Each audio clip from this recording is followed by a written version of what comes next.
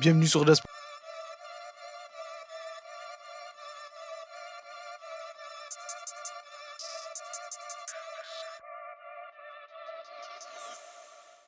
Polémique aujourd'hui, toute petite vidéo dans laquelle on va parler du grand perdant de ces élections, j'ai nommé Éric Zemmour qui a fait 0,3%. Mais quand on y regarde de plus près, est-ce qu'il est vraiment perdant au fond? Est-ce qu'il n'est pas tout simplement arrivé au bout de sa mission? Moi je pense que oui, il a fait en sorte de faire glisser l'échiquier politique à droite et de rendre le Rassemblement national et leurs idées plus acceptables, plus républicaines. Est-ce que c'était pas le but de Bolloré depuis le début? Allez, on commence avec ces news qui essayent de voir un bon côté au naufrage de Zemmour. Ils se rassurent comme ils peuvent, mais au fond, ils n'ont pas tout à fait tort pour une fois. Je suis d'accord avec Elisabeth. En fait, c'est paradoxalement la grande victoire d'Éric Zemmour. Pas de son parti, pas de son sort personnel, mais c'est en effet lui et Patrick Buisson, ce sont ceux qui, depuis 20 ans, voulaient voir ce qui s'est passé hier soir. Et en effet, la vie est particulièrement étrange. Regardez, Manuel Valls avait prédit le macronisme, et pourtant il a été sacrifié sur l'autel du macronisme. Alors que sans Manuel Valls, il n'y aurait peut-être pas eu d'Emmanuel Macron. Et de la même manière... Si, celui qui a opéré le rapprochement entre le centre-gauche, centre-droite, etc. Et de la même manière, Éric Zemmour a œuvré pour l'union des droites. Et en effet, je suis d'accord avec vous, même ses livres, ses chroniques à l'époque, chez Laurent Ruquier, etc. Il a formé une tout ça a eu un rôle idéologique absolument énorme. Et c'est le premier balayé sur l'autel de cette union. Oui, ça me fait mal de le dire, mais c'est plutôt une bonne analyse de comparer Valls à Zemmour. Parce que Valls, il était là pour rapprocher le centre-gauche et le centre-droit. Et Zemmour, lui, il était là plutôt pour recentrer le Rassemblement national, en tout cas dans la tête des gens. C'est deux kamikazes qui ont bousillé leur carrière politique, entre guillemets, pour un but précis, vous voyez, qui les dépassait. Et est-ce que le prochain joker de ce genre, ça serait pas Ruffin, dans une stratégie pour rapprocher les communistes et les républicains? On a entendu ça récemment. Bref, passons à notre pilier de barre préféré, Elisabeth Lévy. Beaucoup de gens qui considèrent que ce qui est en train de se passer, pour eux, c'est pas la peur, c'est l'espoir. Je suis désolé, il y a des gens qui sont heureux. Eh bien, je pense que sans Zemmour, sans son apport, toute une génération s'est formée en le regardant chez Ruquier. Et je pense que sans lui, je ne suis pas sûr que tous ces gens seraient là. Donc il y a quelque chose de terrible dans l'histoire, Pascal. Je pense que ces idées ont largement infusé. Et je pense que d'ailleurs Marine Le Pen et Bardella devraient enterrer la hache de guerre. Voilà, il était là pour ça, pour infuser toutes ces idées dans la tête des gens et rendre le Rassemblement national plus acceptable. Et c'est même pas moi qui le dis, c'est lui-même. Écoutez-le. Nous avons placé le danger de l'islamisation au centre du débat public. Nous n'avons cessé d'honorer, parfois seuls contre tous, la mémoire des victimes de francocide. Avec un puissant réseau de parents vigilants, nous avons dévoilé le grand endoctrinement de nos enfants à l'école. Nous avons martelé que la lutte contre l'immigration et le grand remplacement était une question de vie ou de mort. Nous avons changé les règles du jeu. Nous avons fait tomber des murailles qu'on disait inébranlables. Nous avons, je crois, contribué à ce résultat et aux espoirs qu'il fait se lever.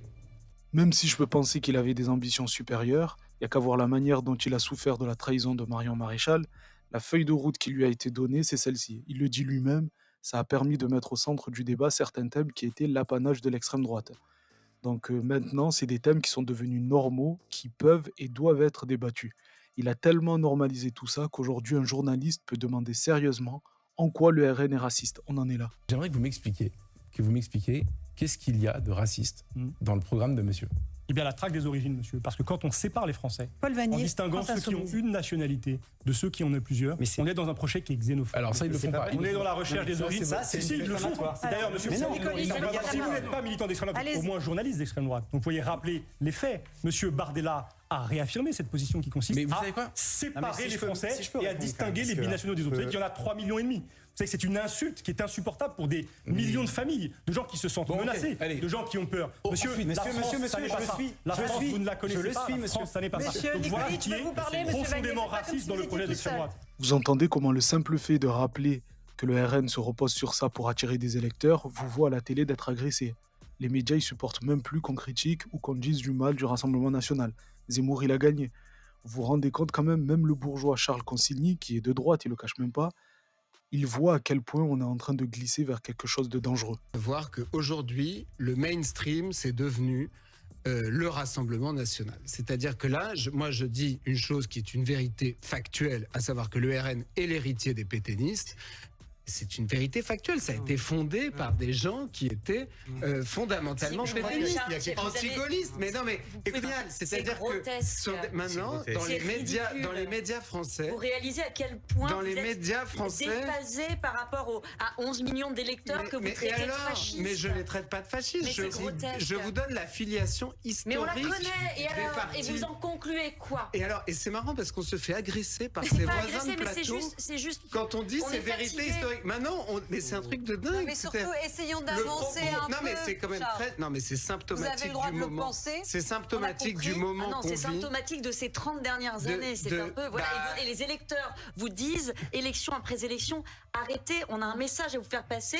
Et vous postez dans une bonne posture. Je ne veux pas vous entendre. Taisez-vous, électeurs. Je ne veux rien savoir. Mais dire ça de moi, ma pauvre Géraldine, mais il faut vraiment mal me connaître. Moi, il n'y a pas plus. J'essaie de. Même anciennes qui reviennent. Vous nous avez rappelé ce que vous pensez des origines. Est-ce que vous pensez je vais essayer de m'exprimer sans me faire agresser par le mainstream d'extrême droite qui envahit nos plateaux. Le mainstream d'extrême droite. Je pense que ce ne sont pas des alliances. C'est fou, hein, c'est délirant. Les éditorialistes comme la présentatrice sont paniqués par le simple rappel de ces faits. Ce sont des faits, mais ils veulent même pas les entendre. Et c'est pas la seule fois où il a exprimé sa peur ou son étonnement de voir que même autour de lui, c'est devenu acceptable d'avoir des idées racistes et de les exprimer. Et moi, je pense que quand même, l'histoire nous enseigne quelque chose sur l'extrême droite. Elle nous enseigne que c'est, quoi qu'il arrive, une faillite intellectuelle, politique et morale. Et moi, les discours que j'entends ces dernières semaines, y compris de gens très proches de moi, chez qui je ne soupçonnais pas ça, j'ai l'impression d'être dans la pièce de Ionesco, dans laquelle tout le monde se transforme peu à peu en rhinocéros. Mais j'entends effectivement des discours haineux se déployer dans la joie braillarde. J'entends une espèce d'obsession vis-à-vis des étrangers. Et moi, voilà, je suis quelqu'un qui suis plutôt à droite, ça n'est un mystère pour personne, mais je n'ai rien contre les étrangers. Et je pense qu'on ne peut pas construire un programme politique de tout un pays sur un socle qui serait cette espèce d'obsession complètement absurde. Une obsession, exactement. Mais une obsession plus large en réalité, hein. C'est une obsession pour les quartiers populaires, l'immigration et l'islam. Une obsession qu'on peut retrouver dans sa pire expression systématiquement dans la bouche de Pascal Praud. Intéressant, moi je vous assure, Daniel Obono, je trouve ça passionnant. 64% dans sa circonscription, ça c'est un sujet pour les prochaines années. Ça, en solidarité. Là, dans cette circonscription, il ne s'agit pas de généraliser, mais là on peut parler de grand remplacement. Un grand remplacement culturel en tout cas.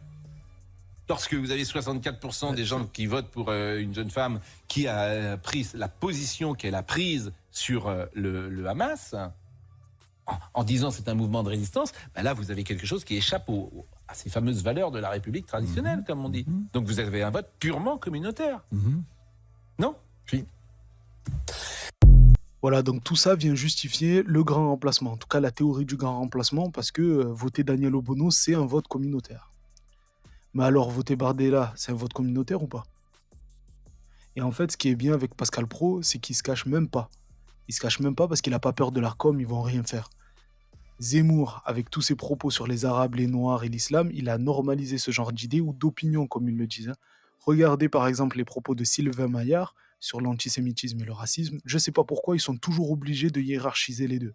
Bref, il y a 10 ans, ça aurait fait bondir tout le monde, mais aujourd'hui, vu toutes les dingueries qui sont dites, ça passe crème. Je fais toujours la différence entre l'antisémitisme et le racisme. Le racisme, c'est un sentiment de supériorité. Je me sens supérieur à un autre du fait de mon rapport de sa race, entre guillemets. L'antisémitisme, c'est l'inverse. C'est pour ça que j'aime pas quand on les associe. C'est un sentiment d'infériorité. On se sent inférieur à un autre. C'est pour ça qu'il est génocidaire. Alors je préviens, c'est pas de la victimisation, c'est juste qu'il faut arrêter de chier sur les gens gratuitement. Il nous dit tranquillement que l'antisémitisme, quelque part, serait au-dessus du racisme, car il entraîne des génocides, sous-entendu que le racisme, non. Mais au Rwanda, au Congo, en Corée, en Arménie, en Palestine, tous ceux qui ont génocidé ont eu dans leur motivation une idéologie raciste. Pas que, bien évidemment, mais ça en faisait toujours partie. Mais des phrases comme ça, on les relève même plus, parce que Zemmour, il a redirigé la colère de certains Français contre... on va dire le sionisme, à l'époque du prime de Dieudonné et de Soral. Aujourd'hui, cette colère, il a réussi à la diriger contre les musulmans et l'immigration, à tel point qu'aujourd'hui en France, on va systématiquement critiquer le drapeau palestinien et pas le drapeau israélien. Geoffroy Lejeune, un seul drapeau français sur la place de la République. Ah oui, c'est éloquent. En fait, moi, je me souviens très bien d'ailleurs de la soirée électorale de la victoire de François Hollande en 2012, qui était un peu les prémices de ce qu'on vit aujourd'hui. À l'époque, ça a été un choc parce qu'on s'y attendait pas, mais il n'y avait pas de drapeau français. En tout cas, il y avait beaucoup de drapeaux étrangers. J'ai juste une question à poser parce qu'on a beaucoup de responsables politiques. Avec les binationaux, je suis à l'aise, monsieur. Alors, je vous parle pas.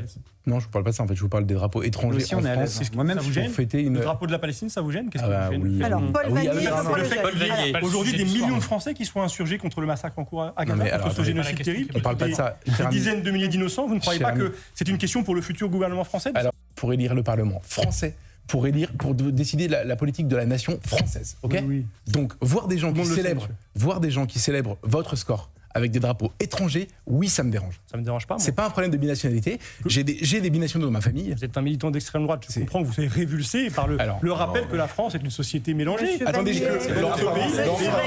du monde. Modérez vos propos, s'il vous plaît. Bizarrement, c'est toujours les identitaires qui vont avoir ce genre de propos. Parce qu'au travers de cette critique des pro-palestiniens, ils visent les Français musulmans. Parce que pour eux, seuls les Noirs, les Arabes ou les musulmans peuvent soutenir la Palestine. Non, madame, je vous ai laissé parler, y compris avec beaucoup d'ineptie. C'est un beau métier, journaliste. Vous devriez lui faire honneur. Allez au bout de votre raisonnement. Ce que vous dites, si le fait de manifester contre un massacre qui est en cours dans la bande de Gaza en Palestine, pour vous, c'est flatter le vote communautaire. Allez au bout de votre raisonnement, ça veut dire que... Je vous ai laissé poser la question avec beaucoup de passion, laissez-moi répondre s'il vous plaît. Ça veut dire que concrètement, ce que vous êtes en train de dire, c'est que seuls les musulmans seraient sensibles au fait qu'il y a un massacre en cours dans la bande de Gaza.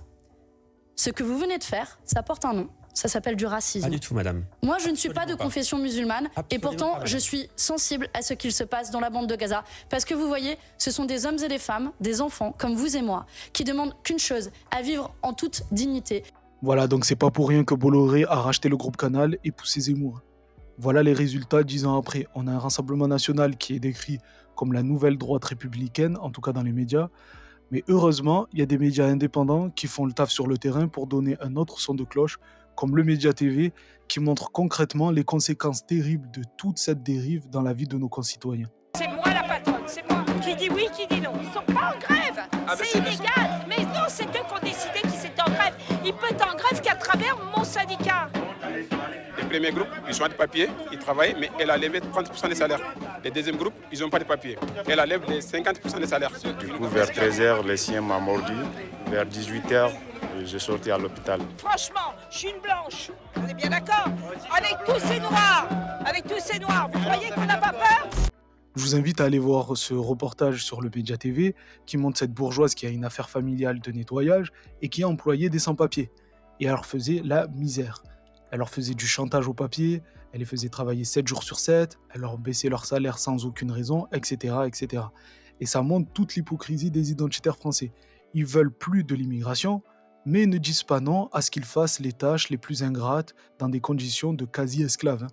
Tout ça, ça existait déjà avant, mais petit à petit, ça devient normal. Et il y en a qui veulent pas de cette fumée au point où ils s'organisent pour désobéir. 7 jours, grâce à au minimum une forte majorité relative, l'extrême droite va probablement prendre le pouvoir en France.